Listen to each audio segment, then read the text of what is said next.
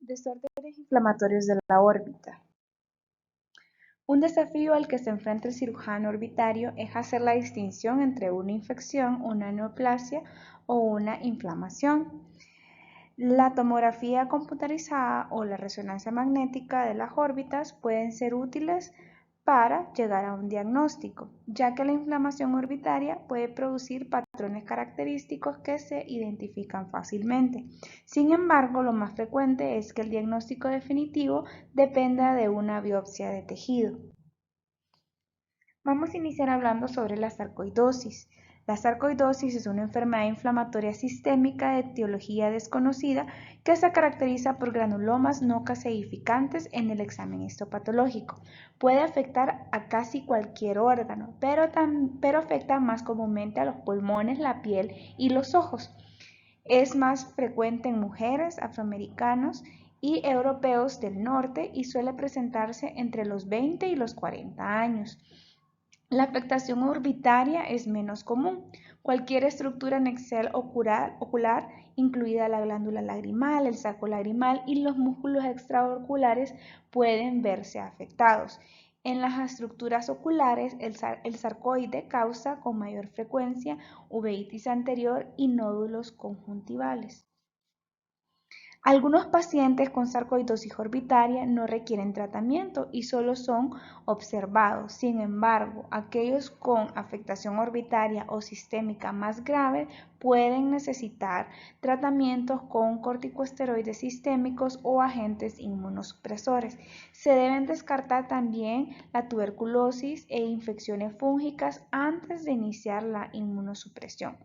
A menudo se necesitan pruebas sistémicas para detectarse el sarcoide, como análisis de sangre para detectar la enzima convertidora de angiotensina y lisozima y una TAC de tórax para detectar linfadenopatía iliar. Aquí podemos ver una imagen de una paciente con sarcoidosis y vemos los nódulos en la piel de la sarcoidosis y en la siguiente podemos ver el edema que tiene en el párpado superior secundario a una sarcoidosis que también está involucrando la glándula lagrimal. Tenemos los trastornos histiocíticos. Estas enfermedades están unificadas por una célula en común de origen, que es el histiocito, una célula mononuclear. Las células mononucleares se originan en la médula ósea y luego migran a los tejidos para convertirse en histiocitos, también conocidos como fagocitos tisulares, macrófagos, células de Langerhans, presentadoras de antígenos y células dendríticas foliculares. Tenemos también las enfermedades santogranulomatosas del adulto. Estas se caracterizan histopatológicamente por una proliferación de histiocitos santomatosos no Langerhans y células gigantes de Tutton. Se agrupan 4 enfermedades en la categoría de enfermedades santogranulomatosas del adulto debido a sus similitudes histopatológicas. El santogranuloma de aparición en la edad adulta, el asma de aparición en la edad adulta con santogranuloma periocular, el santogranuloma necrobiótico y la enfermedad de Erdheim-Chester. En estas imágenes podemos ver la enfermedad santogranulomatosa. En la imagen A podemos ver una afección de los párpados, ¿verdad? Con el parche amarillento característico de esta enfermedad. En la imagen B podemos ver una tomografía con contraste donde podemos observar la masa que envuelve bilateralmente la glándula lagrimal y las órbitas superiores. Y en la imagen C podemos observar un santogranuloma subconjuntival de un paciente con Erdheim-Chester. El santogranuloma infantil, generalmente este se limita a la piel donde se presenta como nódulos rojos amarillos, sin embargo puede afectar los párpados, el globo y la órbita. La afectación del iris es la manifestación ocular más común y es responsable de los ifemas espontáneos que a menudo son el síntoma de presentación en estos pacientes. Las lesiones de los párpados conjuntivales y orbitarias generalmente se extirpan y no recurren. El médico debe recordar que existe una asociación entre el xantogranuloma juvenil y la neurofibromatosis tipo 1 y la leucemia mielomonocítica juvenil. Los niños deben ser examinados adecuadamente y descartar estas patologías antes mencionadas. Las vasculitis, dentro de las vasculitis tenemos la granulomatosis con poliangitis. Esta es una vasculitis necrotizante granulomatosa sistémica que afecta a muchos órganos, más comúnmente el tracto respiratorio y los riñones. La afectación ocular ocurre en el 50-60% de los pacientes, mientras que la afectación orbitaria en particular está presente en el 10 al 20% de estos. De todas las vasculitis que afectan a la órbita, la granulomatosis con poliangitis es la más común. Y como les mencioné, puede afectar cualquier parte de la órbita, incluida los tejidos blandos, los músculos, la grasa, el nervio óptico y puede presentarse principalmente en la órbita o como una extensión de los senos paranasales. El examen histopatológico demuestra vasculitis de vasos pequeños y medianos, necrosis tisular e inflamación granulomatosa. La inflamación orbitaria puede provocar fibrosis orbitaria y enoftalmo, lo que puede provocar neuropatía óptica compresiva y pérdida de la visión. Las pruebas de laboratorio suelen ser positivas en el 90% para ANCA, que es muy específico para esta patología.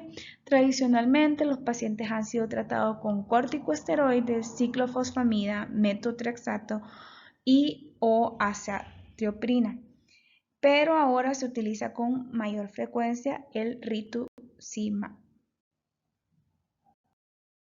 Y en esta imagen podemos observar una paciente con una granulomatosis con poliangitis, con una escleritis secundaria a esta patología. En la imagen B podemos ver un ultrasonido de este mismo paciente que nos indica una escleritis posterior y en la imagen C una resonancia magnética de las órbitas que nos indica un ensanchamiento del lado derecho de la esclera y un aumento del tejido blando preseptal. Tenemos también la granulomatosis eosinofílica con poliangeitis, que se conoce como el síndrome de Short-Strauss.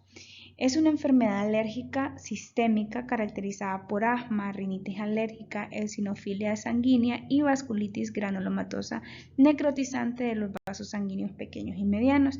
La enfermedad afecta principalmente a los pulmones, los senos nasales y el sistema nervioso periférico, siendo extremadamente rara la afectación ocular y orbitaria. El síndrome de Sjögren es una enfermedad autoinmune sistémica de causa desconocida caracterizada por infiltración y destrucción de las glándulas salivales mayores y menores. Las células infiltrantes son en su mayoría linfocitos TCD4 positivos.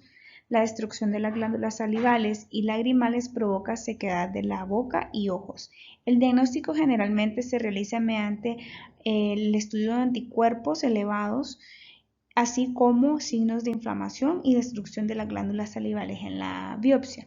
Las glándulas salivales menores de los labios se envían a biopsia con más frecuencia que la glándula lagrimal porque son de más fácil acceso y la biopsia es menos invasiva. El tratamiento del componente ocular del síndrome de Sjögren consiste en la lubricación de la superficie ocular, los corticosteroides, la ciclosporina y las lágrimas. El síndrome de Melkersson-Rosenthal. Esta es una enfermedad muy rara caracterizada por edema palpebral indoloro que a menudo es unilateral. El examen revela que el edema palpebral se debe a una inflamación dérmica con linfocitos T, así como una inflamación granulomatosa no caseificante. Aquí tenemos un paciente con síndrome de Melkersson-Rosenthal. En la primera imagen podemos observar un edema del párpado superior e inferior, que en este caso, como la enfermedad lo caracteriza, es de forma unilateral. Y en el siguiente podemos ver la imagen donde se observa de la misma paciente una inflamación y edema del tejido blando preseptal del lado izquierdo. La inflamación orbitaria relacionada con IgG4, cualquier estructura dentro de la órbita puede verse afectada, incluida la glándula lagrimal, los músculos extraoculares, los tejidos blandos periorbitarios, los nervios craneales y la esclerótica. Tanto hombres como mujeres se ven afectados y la edad promedio de presentación es la sexta década de la vida. Los linfocitos infiltrantes suelen ser predominantemente linfocitos T y más del 40% de las células plasmáticas son IgG4 positivas. La enfermedad orbitaria a menudo se presenta con proptosis indolora y puede ser difícil de distinguir de las otras patologías antes mencionadas, como el síndrome de Sjögren, el sarcoide y el linfoma. Podemos tener inflamación orbitaria inducida por drogas y químicos. Se ha descubierto que la inyección local de hialuronidasa, alcohol y clorpromazina incitan la inflamación orbitaria. La terapia sistémica con bifosfonatos, en particular, después de la administración intravenosa, se ha asociado con alteraciones orbitarias. La terapia sistémica con anticuerpos monoclonales, así como la vacuna BCG, también se ha asociado con inflamación orbitaria. La inflamación orbitaria es secundaria a cuerpos extraños. Los cuerpos extraños orbitales pueden causar inflamación que varía desde una respuesta casi inmediata hasta una respuesta retardada décadas después de la implantación del agente agresor. Por lo tanto, es importante obtener una historia cuidadosa de cirugías, procedimientos y traumatismos orbitarios previos al evaluar a un paciente con inflamación orbitaria. En la primera imagen podemos ver una inflamación orbitaria relacionada con el bifosfonato. Y en la imagen de abajo podemos ver una inflamación secundaria a el miragel hidrolizado. La inflamación orbitaria idiopática no granulomatosa, esta es una enfermedad que suele ser unilateral y ocurre en pacientes de todas las edades. Por lo general, los pacientes no tienen antecedente de una afección sistémica que pueda causar la inflamación orbitaria y puede presentar un inicio agudo o subagudo de dolor orbitario. Esta afección inflamatoria común también se denomina pseudotumor orbitario o inflamación orbitaria idiopática. Los cambios óseos en la tomografía o la resonancia son atípicos y deben llevar al médico a considerar otros diagnósticos. El examen histopatológico de las biopsias de tejido revela un infiltrado inflamatorio inespecífico de linfocitos y células plasmáticas, así como de eosinófilos y neutrófilos. La presencia de inflamación granulomatosa, vasculitis o necrosis apunta a otras etiologías. La nomenclatura refleja la ubicación de la inflamación e incluye una miositis, una perineuritis, dacryoadenitis y escleritis posterior. Los pacientes suelen ser tratados con corticosteroides sistémicos. Y aquí podemos ver una paciente con una inflamación orbitaria idiopática, ¿verdad? Como mencionamos anteriormente, esta suele ser unilateral. Podemos ver la tosis con edema del párpado superior. Y en la segunda imagen podemos ver una tomografía de la misma paciente con una inflamación del recto superior y del elevador.